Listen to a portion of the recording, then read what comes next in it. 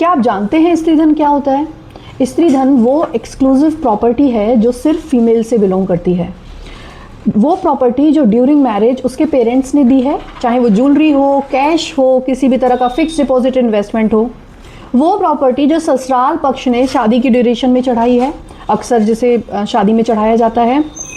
इसके अलावा वो सारी चीज़ें जो रिलेटिव्स ने गिफ्ट दिए हैं, चाहे वो गिफ्ट हो, यूटिलिटी आइटम हो, ये कैश हो या फिर ज्वेलरी हो। अदर देन दैट, अगर फीमेल ने कोई चीज़ अपनी अर्निंग से अर्न की है तो उसे भी स्त्री धन माना जाता है। अब कई बार देखा गया है ससुराल पक्ष शादियों में तो चढ़ा देते हैं, लेकिन उसके बाद लड़कियों से उसे कभी देते नहीं हैं, या तो किसी से लेके चढ़ा दिया जाता है या बोरो करके चढ़ा दिया जाता है, लेकिन उन्हें कभी फीमेल्स को दिया नहीं जाता। कभी कभी सेफ्टी और सिक्योरिटी के नाम पे सारा ज्वेलरी लेके अपने पास रख लिया जाता है। तो अगर इस तरह की कोई चीज़ होती है, उस कंडीशन में आपको क्या करना चाहिए? नंबर 1, सबसे पहले आप एक लीगल नोटिस भेज सकते हैं for the recovery of the property.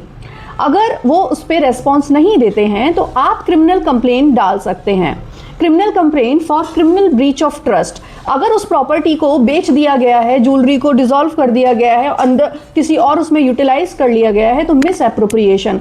अगर किसी से मांग के चढ़ाया है या कुछ भी ऐसा गलत काम किया है तो फ्रॉड और चीटिंग का भी केस आप डाल सकते हैं। इसी के अलावा आप फैमिली कोर्ट के थ्रू कोर्ट में केस डाल के भी स्त्री धन को रिकवर कर सकते हैं। नाउ क्वेश्चन इज, स्त्री धन को कब लिया जा सकता है? तो ज़रूरी नहीं है कि अगर आपका डाइवोर्स, सेपरेशन या इस तरह की कोई चीज़ है तभी आप स्त्री धन मांगें। स्त्री धन को लड़की ड्यूरिंग मैरिज कभी भी मांग सकती है, क्योंकि वो उसका ही अधिकार है। इनफैक्ट अगर आपका सेपरेशन हो चुका है तो भी आफ्टर सेपरेशन आप इस प्रॉपर्टी ज्वेलरी को मांग सकते हैं। Now the most important point, आप अपने क्लेम को प्रूव कैसे करेंगी?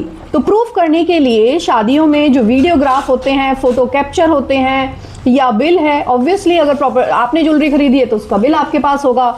अगर आपके इन-लॉज ने खरीदी है तो वो वीडियोग्राफ होगा, जो शादी में प्रदर्शनी लगती है उसके फोटोग्राफ होंगे। इसके अलावा शादी में जो लोग प्रेजेंट हुए हैं उनकी विटनेस, जो रिलेटिव्स हैं, उनकी टेस्टिमनी भी आपको अपने क्लेम को प्रूव करने में हेल्प कर सकती है।